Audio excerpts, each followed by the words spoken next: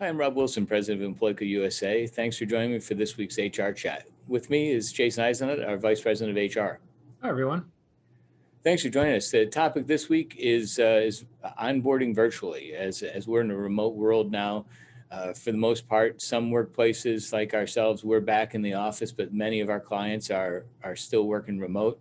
And what does that remote virtual onboarding look like? So for one of our clients, we recently did for them all of their diversity training, all of the harassment training, a lot of their basic safety, et cetera, on all virtually, as well as today your paperwork, your I-9s, your W-4s, your new hire kits are all done electronically.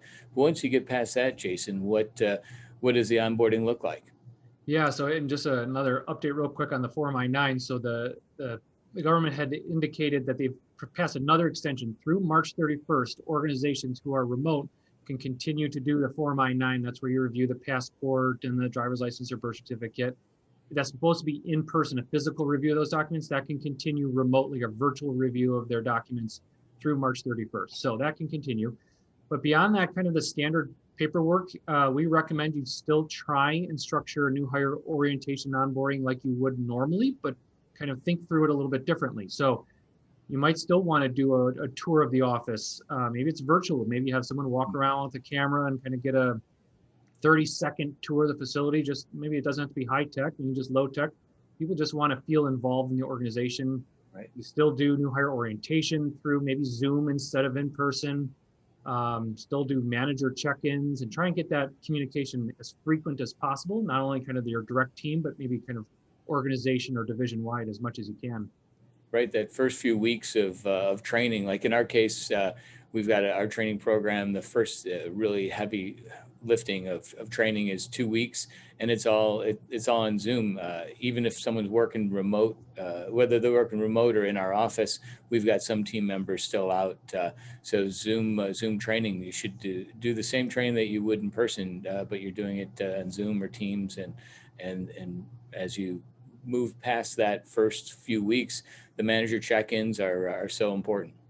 Yeah, and don't forget that kind of the benefit of the kind of the water cooler talk, that where employees really start to build up some of that teamwork and camaraderie. You can still do that through Zoom. So for example, we had a new hire not too long ago where I had our team meet the new hire and we went through what is all of our favorite foods and what's our favorite music or favorite TV show, and it just was informal. It doesn't have to be kind of work. I mean, everyone's got pressed for time, but kind of building those relationships is also a nice foundation to kind of help the long-term success. In communication is so key for an organization today, being virtual. So whether it's like you said, you're doing the water cooler, kind of get to know you questions, kind of social questions, having departmental meetings on Zoom, as well as all team, have all we do it every week, and we encourage our clients to have, whether it's the CEO or management team presenting, here's what we're working on. It's 30 to 45 minutes once a week really helps with communication, and especially for a new employee, really kind of gets them in deep to what the company is up to. Yeah, a lot of our clients are actually informally letting us know that their employees are viewing the company's communication better now than it was pre-pandemic. Some of our clients are, some of the kind of the rank and file employees are getting more kind of FaceTime, visual time with the CEO, the president, the executive staff than they ever were before because of Zoom. So it's actually opened up kind of some new doors that to get some of this communication, especially for new hires and onboarding, it's so beneficial. Right.